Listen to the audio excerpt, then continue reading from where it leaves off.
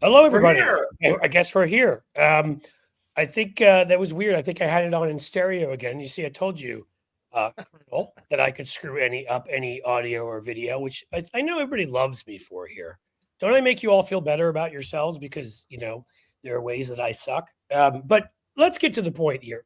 We're really excited to be here. Another edition of Amped Up with Cliff Schecter. I am Cliff Schecter, and David Shuster, as always, alongside me as the better half or like better two-thirds or the guy that actually was once an Emmy-winning anchor, and he's still Emmy-winning anchors here.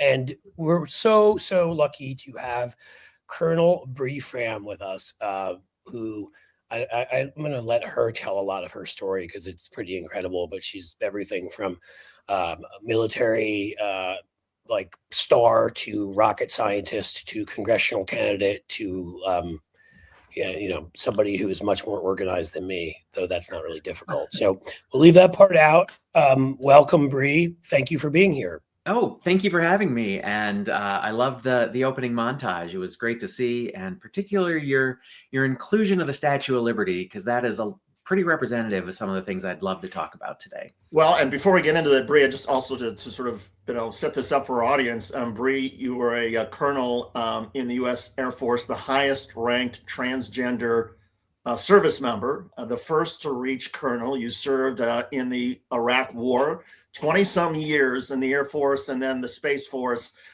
Tell us a little bit first, and we're going to talk about your run for Congress. You're running because, in part, you were essentially forced to leave the military under the Trump administration. Explain what happened. So you are exactly right that I had planned to serve for many more years to come before this administration showed up and 1 week in put out an executive order that said that people like me are dishonorable, undisciplined liars who lack the humility required for military service. And talk about a shot across the bow on our character. Now, it wasn't completely unexpected. During the first Trump administration, something similar was done without that language demonizing us. And the result the first time was that there was a ban on anyone who was trans joining the military, and no one who was currently in the military could come out and receive care and transition. But an exception for those of us that had already done so and were still serving. This time around, not only did we get those attacks on our character, but it was also saying, no new people, but also a purge. We are going to throw all of you out, despite the fact that your service records are sterling. You met or exceeded every standard. And even, in fact, during the court cases that challenged this, one of the district court judges said, it's our service records that are Exhibit A, which prove the government's case is based on nothing but animus. Right. Still, Supreme Court let the government implement the policy, and we were all tossed out. A process that's still ongoing. I'm sorry. I thought you were done. I'm going to try. I'm not going to interrupt a colonel. So even though I interrupt a lot, I'm going to do my best here. But I would think this isn't very much not normal, but am I correct in remembering recently that Stanley McChrystal stood up and spoke out in favor of trans, the ability for trans folks to be able to serve in the military? Didn't that just happen at I feel like it was a graduation or something of that nature? Well, this was actually my retirement event alongside 4 other trans service members. Sorry. Okay, my bad. That is absolutely okay. 5 of us from every service, except the Marines. We were missing a Marine who were forced out under this policy, did an event together. And General McChrystal was our presiding officer and one of the speakers. And I think what made it most clear was how he opened his remarks just to say, I don't know why I'm here. That's Look what at I the remember. examples of the service sitting here on stage just next to me. This doesn't make any sense. And at that event, we couldn't even wear our own uniforms. They were sitting on a table beside us because had we worn them, we would have been brought up on charges. Now, you mentioned that you saw all of this coming, but still, when it finally happened, it must have been devastating, personally, professionally. I mean, what was going through your mind? Just the cost to this country as much as anything, that Thousands of highly qualified service members, some of whom were doing their wartime mission deployed around the globe on battlefields, were all of a sudden going to be gone. There were going to be holes in units, holes that are not easily replaced. People who for decades had looked to their left or their right and seen this person who had their back, and then all of a sudden they're just told that person is no longer capable or qualified or in any way should be in the military. That's devastating, not just to those units, but to our national security. Yeah. I mean, that's what I was going to say and ask you. So, I mean, Trump always seems to go for a twofer, right? He has to attack individuals and attack whatever their background may be, race or gender, or whatever it may be, and make that a part of it. But then every time he does this, he's hurting our national security, and I assume that's compounded by all sorts of others who've been, resigned, and maybe some of them really did resign, but have been forced out.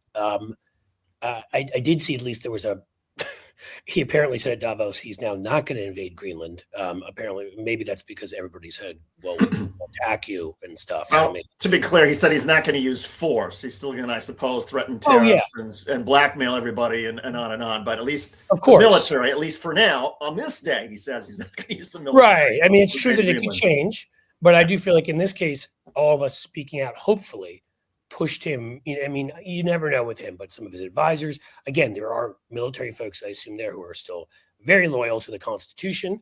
And it helps when they hear outside voices, whether it be and it helps embolden NATO countries to say, we're not going to take this from the US. So, I mean, I guess this is my awkward transition to that. Overall, what are your feelings?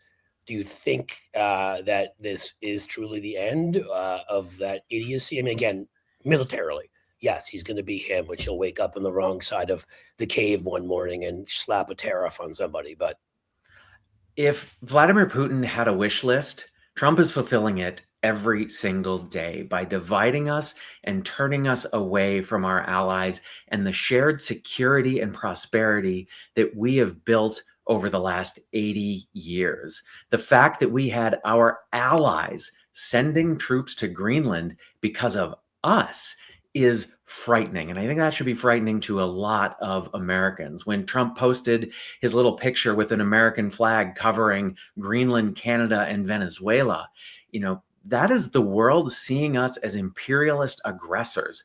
This is a world we thought we left behind centuries ago. But this administration only seems to understand force and money. And that is incredibly problematic for the America that we know we can be, that we are better than that. We are not territorial aggressors. That doesn't make sense. If anything, we were always about inviting others to join us because we realized how much stronger we were together. And not just for altruism towards the world, that made us more prosperous here at home. His tariffs are the same thing because they are imposing tax on the American consumers. Bree, we want to ask you about the congressional run in just a sec, but it's my view, and you know more about this than either Cliff and I, because you actually spent 23 years in Air Force and Space Force. Donald Trump says he wants to build this golden dome, right? This missile defense system in Greenland, and that he says it requires Greenland being part of the United States. But as I understand it, I mean, Greenland has said, bring on as many troops as you want, bring in whatever equipment you want. Is there anything about Greenland being part of the United States, a sovereign to the United States? No. Is there anything about this that's nonsense? There is no reality to any of that. We have had a base there for decades. We do a critical missile warning mission out of a Space Force base there on Greenland. There is capability there. And that is the value that we have built with our allies because they let us put our forces, our systems, our equipment in their territory to make sure that we are providing global coverage for all of these things. There is nothing more that the United States would be able to do there that would be any different if we owned it, which makes no sense. Let Greenland and the people there decide that fate, along with Denmark. Right. They have a long relationship that we need to understand, but we have been champions of self-determination forever. There's nothing that says, give us your territory and we'll put additional defenses there, or in Ukraine to say, give us your rare minerals and we'll defend you. No, that is not the America that I believe in. And, if this is about rare minerals or metals in Greenland, I mean, the Danes and the people of Greenland have already said we're happy to make a deal where maybe we split the proceeds so that, whatever money Donald Trump's friends could make from extracting this stuff, at least some of it gets shared with the locals. But I want to ask you about the congressional run. So you're out of the military. You're trying to sort of figure out what to do. How did you arrive at the decision to say, okay, I'm going to run for Congress? Well, when the Supreme Court fired me, in essence, I had to decide, what is my next chapter? Because until that point, it had been, I am going to fight for my ability to serve, for the ability of thousands of others to serve. But at that point, those options were foreclosed. And so this is really my way of continuing my service. The oath I swore to the Constitution does not expire when the uniform comes off. This is me continuing to serve. And I believe that the experience that the military has given me, not just in being the best version of myself, but also in protecting others, whether that is truly around the world, keeping Americans safe on the battlefield or here at home, in leading complex programs, in planning the future of security, managing billion-dollar programs. That's experience that I can use for this country. All the education that this country has given me, multiple master's degrees to understand not just engineering, but also national security and the international environment, how the government works and how we can collectively as a whole United States government make American lives better. I want to be able to put that knowledge to work for the people of Virginia and for this nation. Yeah, well, that's awesome. And we need much more of it. I want to point out for a second that, of course, the dome that Trump wanted to build was a golden dome. Anybody know? I mean, Right. like it couldn't just Right, of be, course. couldn't just be a dome. It has to be golden, I'm sure. I mean, he's such a, okay. So in terms of your service, Bree, did you ever, I mean, because you were fighting this fight for a while before, of course, they then went and kicked you out. Did you ever find yourself along the way, in just a state, maybe emotionally or mentally, where you felt like giving up, where you felt like just saying, this country that was obviously, not most of us, but the jackals in charge right now were rejecting you? Did you ever feel like, why am I doing this? Never. There is one thing that I did not ever learn in my 23 years of military service, and that was how to surrender. There was no chance whatsoever that I would give up either for myself, for my family, for the people that I served alongside, or for the America that I believe in.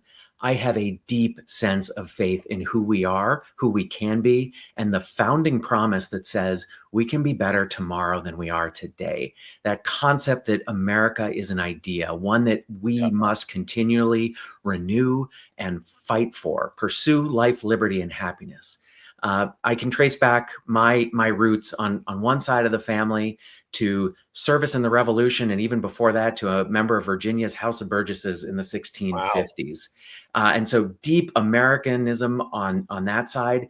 And then on the other three branches of the tree were 20th century immigrants and refugees, people that escaped from Germany in 1936, the day before the SS came to arrest them.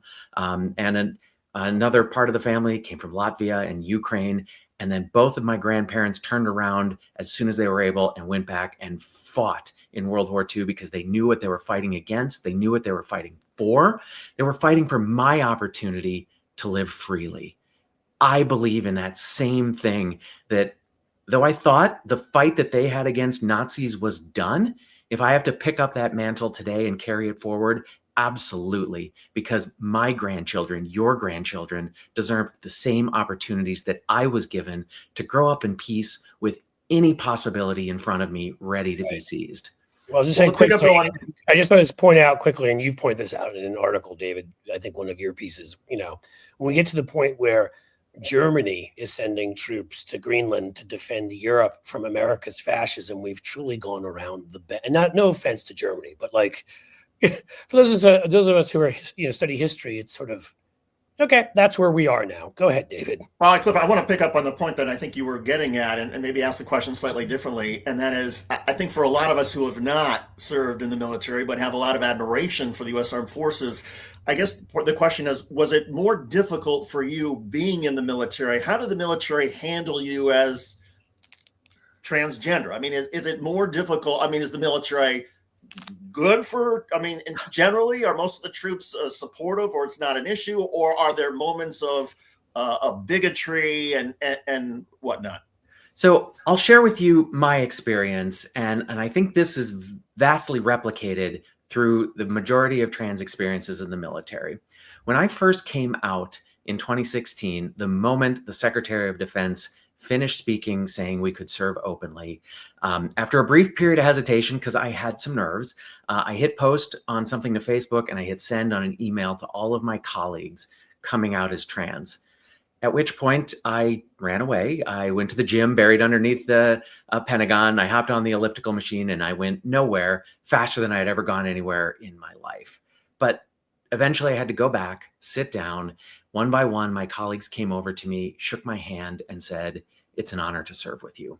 And I was floored because it was my honor to serve with them. They were incredible people who embodied that military ethos that we talked about earlier. Look to your left, look to your right, got my back, great. Let's go accomplish the job that the American people have given us. And so fast forward through an amazing series of assignments and programs and people that I had the honor of working for, of leading, of working alongside.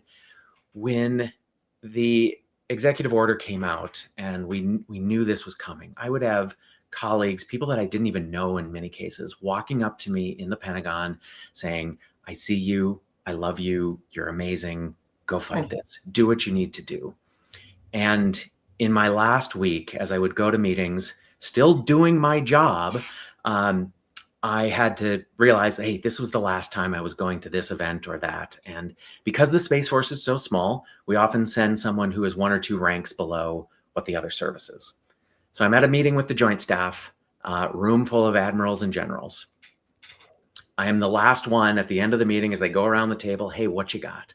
I'm like, "Here's one work-related thing. And unfortunately, this will be my last meeting. I don't know when we'll have a permanent replacement because this is an unexpected departure for me."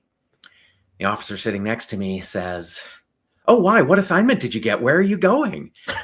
Because when I walk into a room, no one would see a trans person. They saw a colonel. They saw the uniform and all that represented. But reality did settle in over that room, and a beat or two later, as it did, the scene from 2016 repeated, this time with admirals and generals standing up, walking over, shaking my hand, but with the sadness of past tense, saying, "It's been an honor to have served with you." That says everything you need to know about the service of trans people. We were welcomed, we were respected, and we were valued for meeting or exceeding the standard, just like every other service member.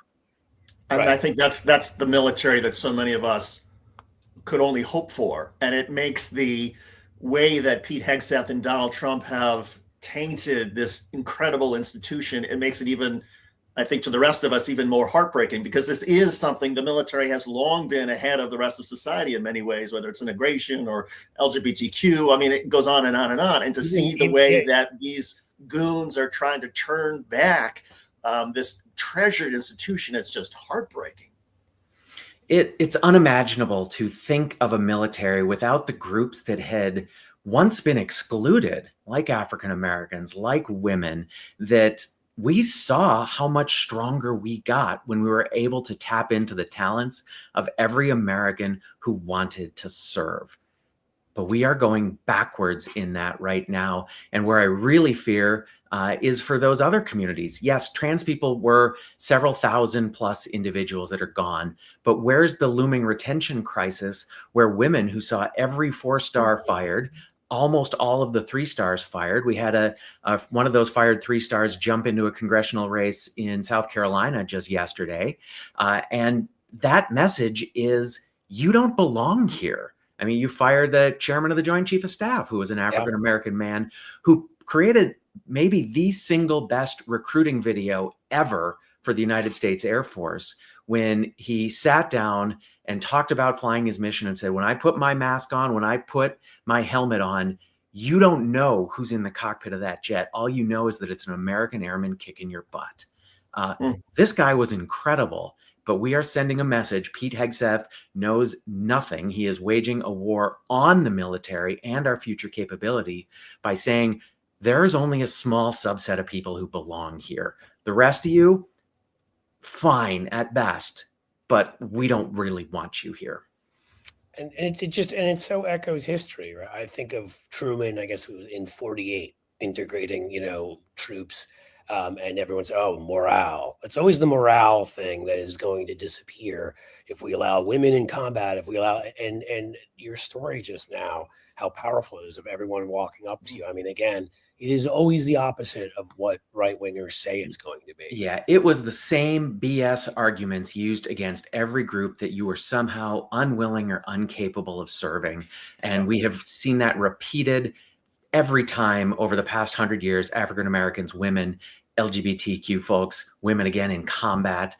Every time those same arguments were brought up, and they were proven false by the capability of those people on the battlefield, Right, doing their wartime mission and earning the respect of their colleagues. because if I'm correct here, you're trans, but you've never had any bone spurs that have led you to run away from missions that you were supposed to be sent on. Am I correct in that assessment? 23 years wearing the flag on my shoulder, deploying to where my country needed me to be, developing and delivering technology right from the laboratory to the battlefield that saved American lives.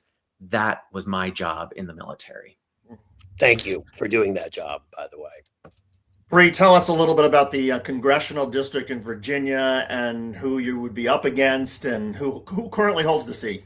Well, that's a great question, because Virginia is in the middle of a redistricting effort. We as a Commonwealth are going to vote on that in April as we move to a very different map, one we don't yet have.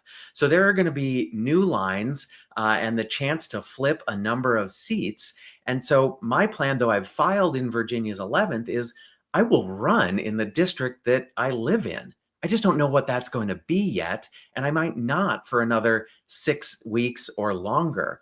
But if you don't start now, if you don't jump into the race, by the time you have it, you're at a huge disadvantage. Sure. So that's why I wanted to make sure that we were putting out a message for Virginia voters that says, this is who Bree is, this is what she believes in, and regardless of what those lines are, she's going to be a fantastic candidate to represent you and take your issues to Congress. Now, obviously, there would be a primary, right, to determine who the Democratic nominee would be, and then a general election. And I would imagine some of the questions that you face in each might be a little bit different. How would you describe, or how would you distinguish yourself on the issues, say, from a centrist Democrat or somebody who wants to sort of appeal to that kind of Virginia Democrat? Yeah, I can't draw any contrasts yet with people that I don't know who I might be running against in a primary. But I think the biggest thing that I can deliver are those national security credentials. I am a rocket scientist. I have planned and led billion-dollar no-fail programs and delivered results. So I want to take that and use that as I can actually get stuff done and provide this vision for who we can be, to talk about the American story, the Virginian story, in a way that actually motivates people, that brings new people in to vote, to get engaged with the political process, and more than anything, to stand up and push back, because our rights are under assault right now. And I will do everything I can to remind people of their right to speak, their right to assemble, their right to say, this is not who we are. We should be safe, seen, and celebrated in our communities, not afraid of what the federal government is going to come do to us, our neighbors, our children. That terrifies me. And I mentioned having family that came from Germany. I recently got the chance to hold and to see some of their pass books with a big red J stamped in it for Juden, and to see that and hold it in a society that was that classic show me your papers, and realize we're having that happen here today, or we're even skipping that and we're just dragging people out of their cars even without knowing that they're US citizens. That's awful. That is not what the government should be doing to terrify Americans. Do you have thoughts on how we should respond? Obviously, there is a big debate right now, and I'm not going to hide which side of it I'm on. I think that ICE is just, call it what you want, call it the SS. Which, by the way, there was a guy walking around, a member of ICE in Minneapolis, with SS tattooed on his neck, and didn't feel a need to even remove that. But call it that, call it KGB, call it Genghis Khan's army. I don't, like, they do not.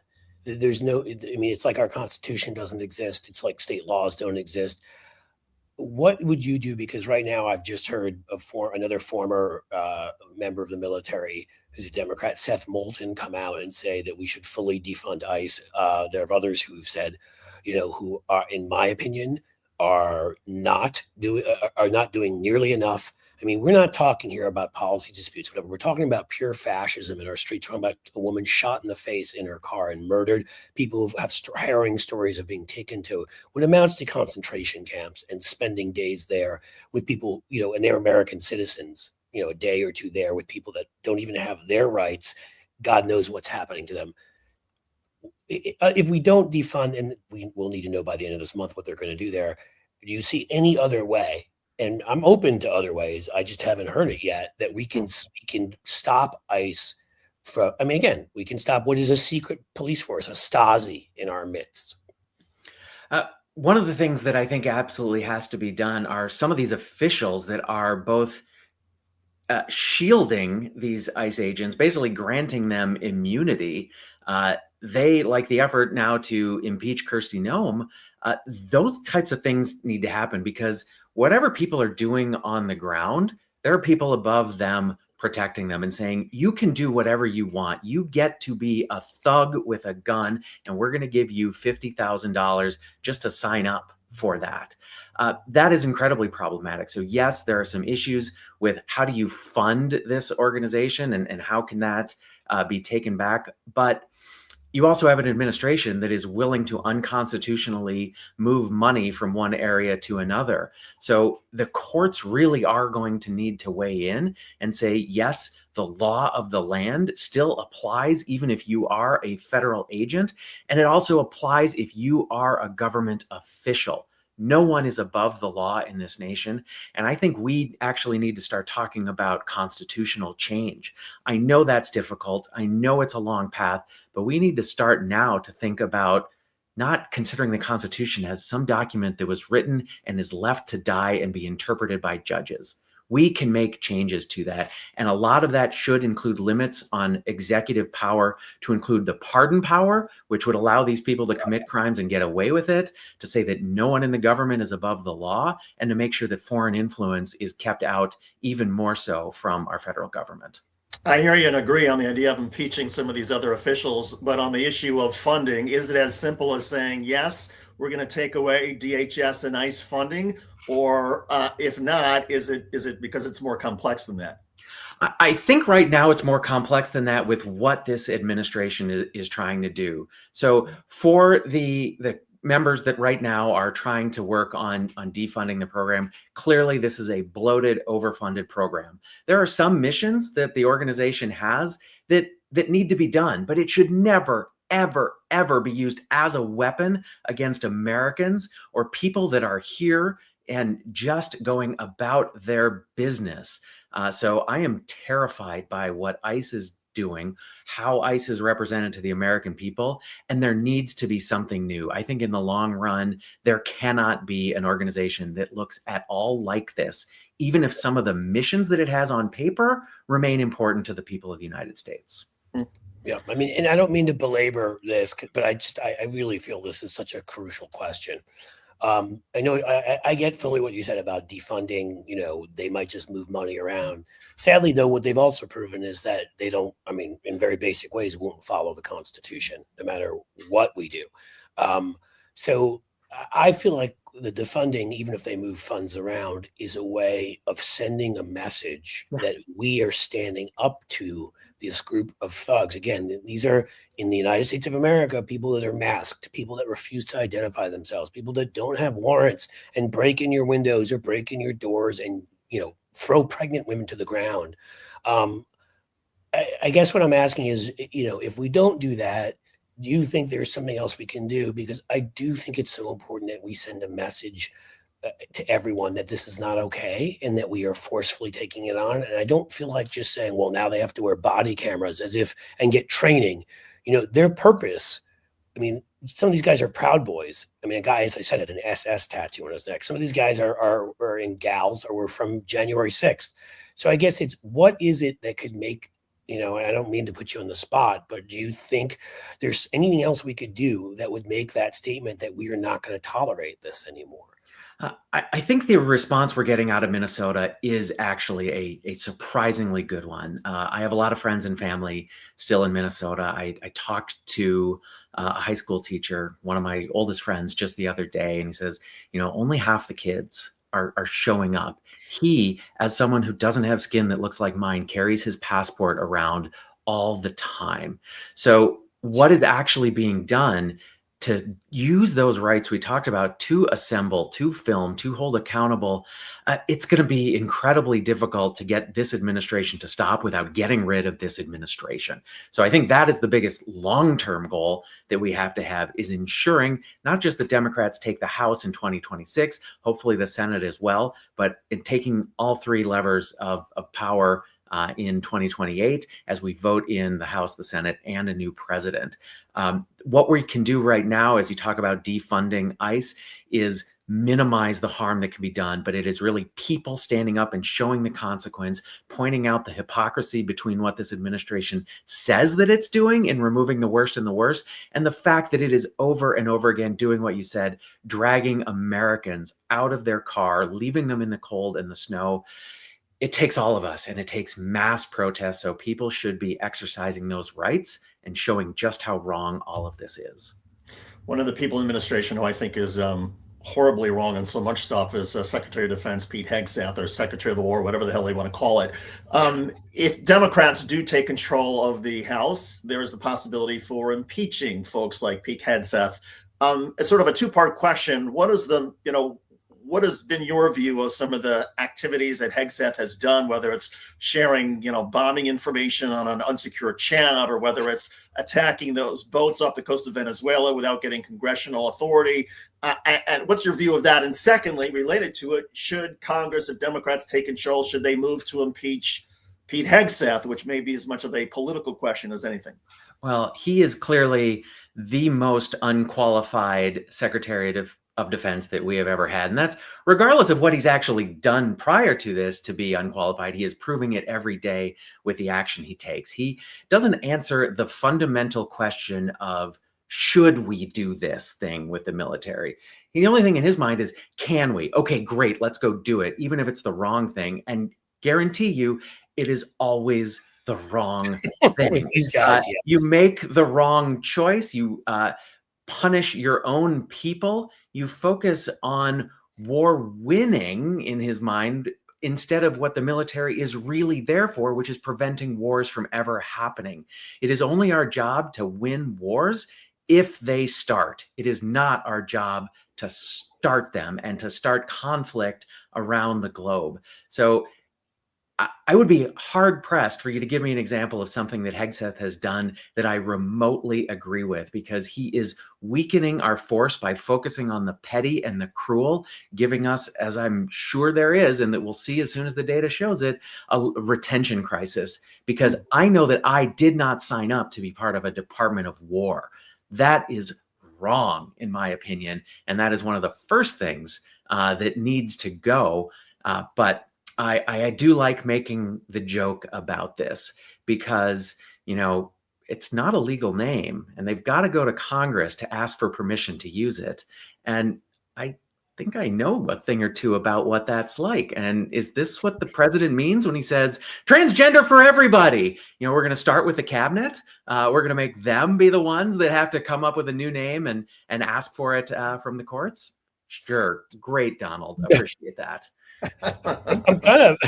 I'll be honest. I think it's just because, obviously, Department of War was there from the past and branding. Like, I was sort of surprised he didn't just call it the manosphere.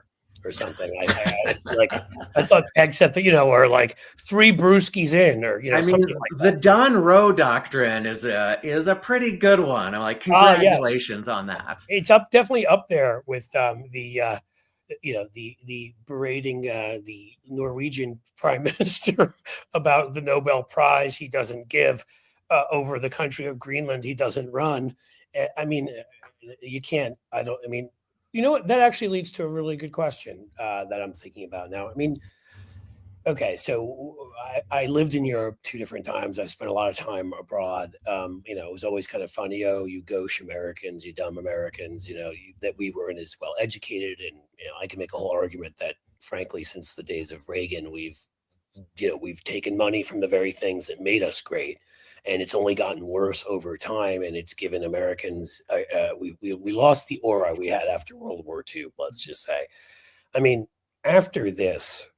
Do you think we can ever get back the credibility that this group of, for lack of a better term, pantaloons has taken from us? I mean, just think of the you just brought up Pete Hegseth, and that's only one human. There's Kash Patel and the country western or country singer. There's Christy Nome shooting her dog and posing in front of, in war crime pictures in front of prisoners. I mean, I could go, I can go on, and you could go on, I'm sure, Bree. How can we even come close to getting that back? The answer is yes. And I believe that it has to be yes.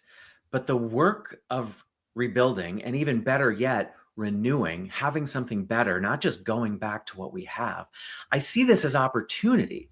This is akin to Lincoln saying, we need a rebirth of freedom. We need another founding of this nation. And that's why I brought up constitutional change. We can be better, but that work is hard. That work is long-term. That is the work of decades, if not generations. It is so much easier to destroy than to build. But we used to be able to do those hard things. You mentioned Europe, and clearly the Marshall Plan after World War II, that was, seen by a lot of people as, why would we do that? Why would we send our resources to rebuild this problem that the Europeans created? Yeah. But that put a lot of good into the world, not just because it was the right thing to do, but because who did American businesses then sell products to? Right. How did we grow our trade? Why was America looked at as this beacon of freedom? Because we did the right thing, and it just happened to benefit us as well. So I mentioned at the beginning the Statue of Liberty, and again, that word beacon, that one is so important to me, that the United States as a nation of immigrants who was built on wave after wave, generation of generation of people seeking a better life. And right now, instead of people being encouraged to come here and build that life and build on this shared idea, this dream that is America, we are a source of refugees, not a beacon to them. And so that is the work that we need to be doing. Turn that around, rebuild trust, come up with something better, because we can get there. We just have to be willing to think a little bit longer term. Gotcha. And to get to that America will get us there, do you? I'm sorry, can you repeat that? I was just making a joke. I'm saying, you don't think the Board of Peace will get us there, do you? Nothing where the price of entry to the worst abusers of human and civil rights in this nation is, oh yeah, just give me $1 billion. $1 billion in Bitcoin. There is a question, and Cliff and I have asked this of other candidates and other guests, in terms of, as we try to seek to repair this world, repair this country, how do we do that? How do we show some accountability? And there is a sharp debate about whether there should be something like a Truth and Reconciliation Commission at the end of all of this, or whether we should just try to move on because the American people can only focus on so much at one time. Where do you come down on that? Yeah, that is a really different one. And we have a difficult one. We have a long history with this. We can think back to the pardoning of Nixon or what occurred during Reconstruction after the Civil War. But I think one of the most damaged ideas that we have right now is that we are a country based on the rule of law. And if you have committed crimes that are documented, that we have the ability to hold people accountable, that's critical. because accountability is central to trust. If we don't have people that are accountable in our federal government, why should anyone trust them? And we need a government that actually delivers services to people when they need it. And just, this is a simple example, but I had to make a Social Security appointment for one of my kids. And here in Virginia, and the Social Security website says you make this appointment online and you have to go to your local office within 30 days to finish it. Yet that office says there are no appointments for another 60 days. So I had to go to another state to get that appointment done in time. That's not effective government. And this administration is taking an axe to that and making it even harder. So we have to rebuild the trust in the way that people engage with the government on any given day in their lives, and at the leadership level, where you are a steward of the American people. The president and other government officials are there to faithfully execute the laws of the United States. And if they are not, they need to be held accountable for it.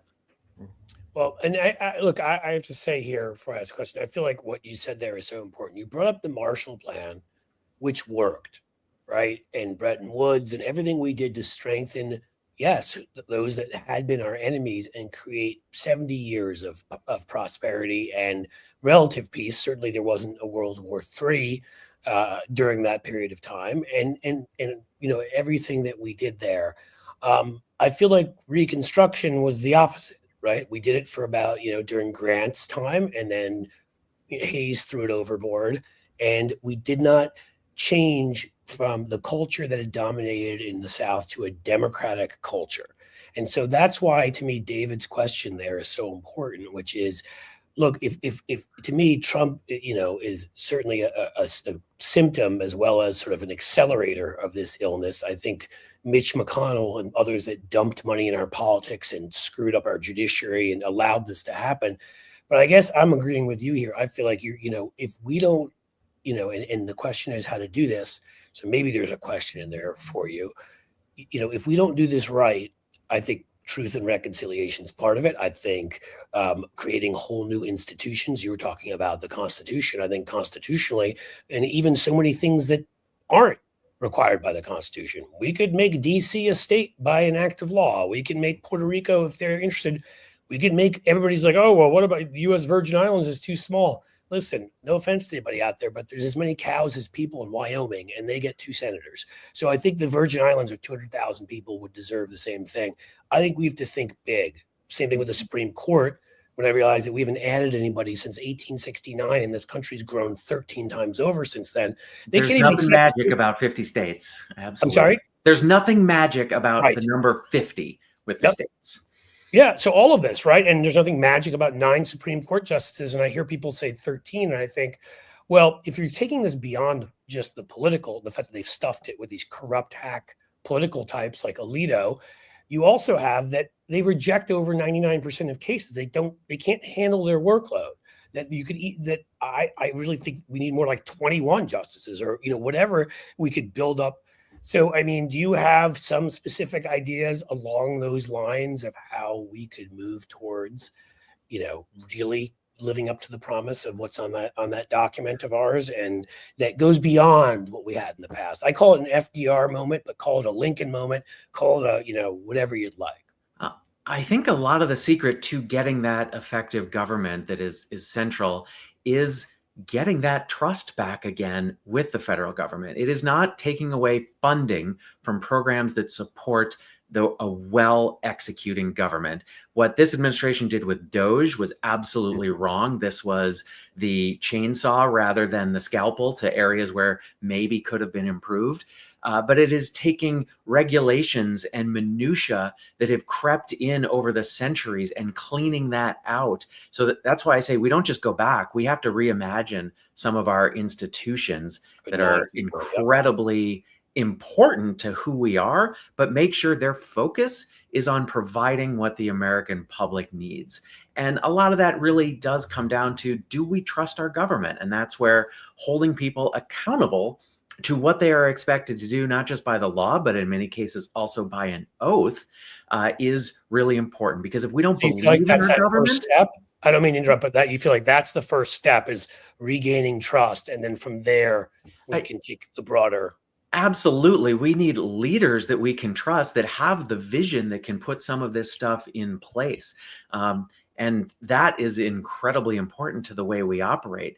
I was just thinking of the Kennedy quote, ask not what you can do for your country, but ask not what your country can do for you, but what you can do for your country. That is actually a really hopeful vision where your country is doing the right things and you want to support it because the government is doing good. Oh. We have flipped that on its head because we know our government is in many cases doing the wrong thing. It is violating the rights of Americans. It is putting chaos into the world.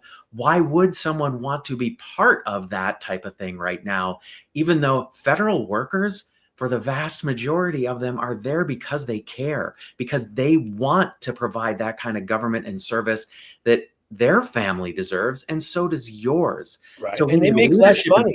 That I respect just think that. it's such an important point because they demonize. I wrote a Substack piece way back when Doge was doing its worst, about this, where government workers often are giving up much bigger paydays at private companies. Hugely. So they can be there to help us. And the demonization of them, man, that was one of those things that got me so angry and set me off. So thank you for bringing that up. Brilliant people working in every field of endeavor for the government. And just as you said, they are not there because they are seeking glory or riches. They are doing the critical things that keep you safe from disease, from foodborne illness, from natural disaster. And they are doing the science that enables our kids' future to be better than ours. And without that piece of hope for them that they are serving something greater, those talents are going to go elsewhere if they haven't already been fired by this administration. Bree, another policy question before we get into some, I don't know, I'll call it silly stuff, but a final policy question. The number one issue for every voter generally is the economy. And we face this sort of situation where the wealth gap keeps getting wider. Where are you sort of in terms of economic policy, whether is it tax the rich? Is it increase minimum wage? Is it get rid of corporate welfare? I mean, what are some of if somebody comes up to you on the political campaigns trail and says, hey, how are you going to help us fix the economy? What's your answer? Well, would you like to write that for me? Because you were pretty close right there with the vast majority of those things as we David, talk about. I'm a speechwriter here. we talk about affordability. Clearly, the wealth gap and the inequality that continues to grow is problematic. So we do need to bring minimum wage up. We've got a bill in the Virginia legislature right now just to do that across the Commonwealth.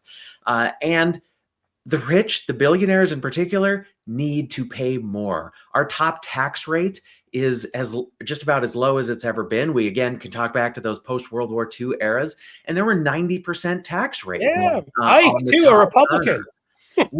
We absolutely have to understand that no one got that wealth on their own. That was built on the public infrastructure, the public goods that we have provided. Yes, hard work, entrepreneurship will get you far and are inherent to the American dream. But there's a public aspect of that we do need to fund. So at that top level, yes, there does need to be more that is something that enables shared prosperity for all of us. Would you entertain, Elizabeth Warren has talked about a wealth tax. I think it's above 50 million. If you have, above that in investment savings, what have you, that there might be, I don't remember if it was a 1 or 2% tax on wealth above that. And I know AOC had spoken about at some point, and they always try to mix you up on this, like, you're going to tax all of your money. No, for every dollar you make above 10 million a year, that would be hit at a 70% rate. And you don't have to say, again, I don't know if you support these exact things, but general concepts like that. Right. And I think our tax code in that way is one of the things that a lot of us don't understand when we just say the top tax rate. That top tax rate is not on the first dollar you earn or the $100,000 you earn. That is on those millionth or 10 millionth or $100 million. But that's important to understand. So someone who says, why would I work any harder? I'll get taxed so much. Well, you're still making more money than you could possibly spend. Right. And we have to understand that, yes, the concept of something like a wealth tax may be one of the ways we can do that. I don't know what the right number is. This is something that I've got to understand and learn. I was just checking concept. Yeah, you don't have to. Conceptually, that is certainly possible. If we have money that is just sitting there and enabling generational wealth in a way that doesn't support shared prosperity, I don't know that that's the right way we should be approaching that. All right, let's get into some silly stuff. Bree, you were a rocket scientist for 23 years. For those of us who literally, I couldn't do calculus or algorithms if my life depended on it. But what was the coolest thing about being a rocket scientist? What was the coolest thing you did? I'm going to tell you a funny story, because this is when I was in college, studying to be a rocket scientist, and I got called to jury duty. And terrible case, but we're deliberating at the end, and someone is there fiddling with his chair, trying to get it to recline, and he can't get it. And he's like, God damn it, it would take a rocket scientist to figure this thing out. I'm like, I'm a rocket scientist. Can I help you? And I flipped the switch and he reclined. And I'm like, okay. And the fact that you clearly did it, I am putting my education to use. the fact that you did it, it worked. It was so, I wish you had video of that. That would be outstanding. All right. I have to ask you something that, and you can refrain if you'd like, but couldn't we come up with something better than Space Force? Maybe less sort of cartoonish and dumb. I feel like it. I get that there's real things they're doing, though I didn't get that for a while. Because the name sounds so Trumpian, it makes you think of right away, like, it just, I don't know. It makes me think of like a parody of Star Trek. Well, we're not Starfleet yet, but I actually think those 24th century ideals that were represented there, I would love that. Yes, are something to strive for. And yes. And I do want to point out that while a lot of people say, well, Space Force stole its imagery from Star Trek, that was an Air Force Space Command symbol, this delta back in the 50s that Star Trek repurposed. So this is a little bit of us claiming our heritage. We could have a debate about what the name is. I'm just being, again, this is the silly part. We're having fun. No, this is, I would talk about Space Force and space and rocket science all day, but I actually, in that, I have to get a little serious because that mission is so critical. We cannot function as a modern society without space and the capabilities that we provide. So having Space Force there to protect and defend those capabilities that enable the world to function is absolutely critical. So a separate service that thinks about space first is really important. So I have to ask you quickly, because then David will jump in, but I can't let him stop me on this one. So while at Space Force, did you ever encounter any extraterrestrial friends of ours that you got a chance to chat with? Maybe they gave us some advice on their like, God, you guys are screwing this. And that excludes some of the producers of Blue Amp Media who may have contacted you to be on this show. No, that's exactly. I've wondered that question with some of the people I met. I'm like, is that a human suit that you're in right now? Because that's a really weird thing that you're saying. But no, in general, my colleagues, everyone I work with, so amazing. But do aliens exist? Mathematically, I'd say yes. There's almost a certainty that they're out there. Will we ever contact them? Are they ever close enough? Do we have the energy to actually reach back and forth across the stars? Different question. But I'd like to believe that they're out there somewhere, and hopefully we can share a galaxy with them. And Bree, to be a colonel in the military, you are a leader, right? And so many of us, whether we're following sports or coaches or whatnot, there's something I think so intriguing about leadership and leadership in this day and age. What are the best sort of leadership lessons that you learned over the course of your military career and guiding people of all sorts of different backgrounds and races and religions and ethnicities and sexual orientation? What'd you learn? Well, there is so much to it, and I've written books on leadership, which has been a phenomenal journey to understand what it is about how leadership is not about a title or a position or formal authority. It is about a shared vision. It is about encouraging people to buy into something that can only be done together. Building those cohesive teams that can accomplish something far greater than any of you working alone or even at cross purposes, could do. And So one of the keys to that is explain the why. This classic military sense of, yeah, at some point you just need to do it.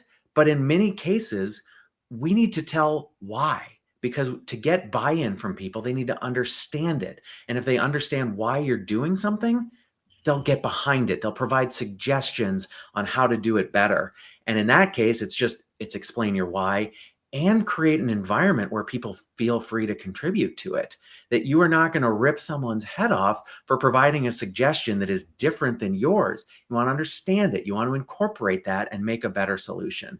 So leadership is about getting that shared buy-in. And one of the other avenues I learned a lot about that, particularly through my transition, was the value of vulnerability. And vulnerability, not just as we so often conceive of it as weakness, but it's sharing a piece of your humanity, letting others in, building a bridge to connect. So when people tell me like that I'm some sort of monster, I would love the opportunity to just have a meal with them. As you mentioned, connect over a sports team, something that we enjoy, find that piece of shared humanity, and then move forward from there. Well, as long as you do University of Michigan, you can connect with David. Sorry, as a Minnesota undergrad, I cannot get behind that concept. Okay, now we've got our issue. Did you ever? We just have a couple minutes left. There was one more I wanted to ask earlier. I remembered. Did you think after you left the military, were there any other ways that you thought, hey, I'd like to serve in this way or that way besides running for Congress? Did you contemplate any others? I did. There was certainly could have been work in the nonprofit sector, in advocacy, in other organizations that are doing this work to defend democracy. Because I am so proud of all Americans. I know we mentioned what's going on in Minnesota earlier. When you stand up and show us what values should be, to me, it's all about how do we lead with our values. And I hope those are good values that actually respect the dignity of all humans and allow us to pursue that life, liberty, and happiness. So that could have been one of the routes that I took, but this was an opportunity to show how we can be better as a nation, as a Commonwealth here in Virginia, how I believe we can work together to solve those really hard problems. And we can go back to Kennedy again, saying we don't do this because it's easy. We do it because it's hard. And this was one of those steps that was scary in a way. But if the uniform gave me anything, it was the courage to do hard things. And particularly when it's on behalf of others. That matters to me. That is deep at the core of who I am. And I hope I have the opportunity to be that for Virginians. Well, it does take an incredible amount of courage to step into the political arena at any level. And we salute you for that. And we also are so grateful to have had you on the program. Bree, for everybody who wants to sort of know more about you and contribute, and for Cliff and I who are going to set up some fundraisers for you and everything else we can do to get you elected in some district in Virginia, where can people find you? What's the website for your campaign? Give us all the details. Looks like you got it right there on the screen at teambree.com. You can find out more about me, my career, what I believe in, and how we're going to fight to make a difference. So as you mentioned, every dollar counts. That is the barrier to entry in the political realm right now. And your support, that of your listeners, would mean the world to me, because it means we're going to be able to connect with the voters in the district and to be able to show that vision for an America that we can be, one that is better tomorrow than it is today and leads with its values. Well, I'll give Cliff the last word, but I think I know I speak for everybody at Blue Out Media that amidst all of the challenges that we face in this day and age, meeting somebody like yourself, getting an opportunity to talk with you, seeing your willingness to sort of put yourself out there to try to work for the greater good, it is inspiring beyond words. And so thank you so much for what you're doing and also for coming on the program. Thank you for having me. Thank you. And my final word is going to be pretty close to David's. I mean, we have our kids right now. My wife and I are rewatching The West Wing with them, and not because everything that happened in there is reality. And I, worked in politics for years and all of that. It's more just for the spirit of when government, those in government, that the show gives and I believe this, that we had many, not always, but many in government that wanted to improve your life, that woke up thinking, how can we make people's lives better? Not how can I pocket more money? How can we get to the moon before the end of the 60s? How can we build the Hoover Dam, building things, creating things? That to me is what made America great, and would make America great again, and to take on those kinds of projects, as opposed to what we're doing. So honestly, I'm just going to say you are about as close as it gets to the West Wing in reality, in terms of somebody who is incredibly stood up against bigots, has stood up to those bigots in their faces, and still not retreated from the arena, but going into a different part of it where you can serve us. And you still, I mean, how humble you are, how the dignity with which you talk about this. This is what I mean. I'm going to thank you, not just for the fights you've taken on, but this is what I want my kids to see, because the horror of that there now, since they were very young, with the brief interregnum of Biden, seeing Trump and seeing cruelty and incompetence and corruption at its worst, and thinking that's what government is. As you said, how we get people to trust government again is by electing people like you, who put government first and want to be there to help people. So, thank you for putting yourself out there. Thank you. I mean, it's a risk that people who don't do this kind of stuff don't fully get. And your service, and just your grace in the face of some pretty awful people out there. So thank you for everything you've done, and you are doing that my kids will see. How about that? Thank you. And your words took me back to Teddy Roosevelt, and I'll update the words to say the person in the arena. This is the time that we need to engage. And I hope so many others that might be watching or listening out there choose to engage as well, to jump into the arena, to do things that are hard, even when you're afraid. That is courage. Go do those things, run for office, show up at a school board, do the boring stuff that democracy requires to function. And we're going to get through this. Fantastic. Well, if we can get you out here to Cincinnati, Ohio, Bree, there'll be a fundraiser. Otherwise, we'll do something online. We'll figure it out. Or Cliff and I will just take a road trip to Virginia. How about that? Yeah, that would be we'll film it the whole time. Me and David just in the car, with straw you can pretend you don't on. know us. You say, "Oh, those are my crazy relatives." Just ignore them. Exactly. Seriously. Thank you, everybody, for being here. Thank you so much to Colonel Bree Fram, and thank you for your story and for speaking with us, David. As always, my ace in the hole here, former Emmy-winning anchor at MSNBC, who makes brother from another mother. There you go. That, right? And all of you who support us and support folks like Bree, thanks so much. We will be back tomorrow with another edition of Amped Up with, I even hate to say it, just Amped Up at 2 tomorrow. And I think that will be it. So we will just say our sign off as we always do. As the sun sets slowly in the west, my friends, I bid you a fond farewell.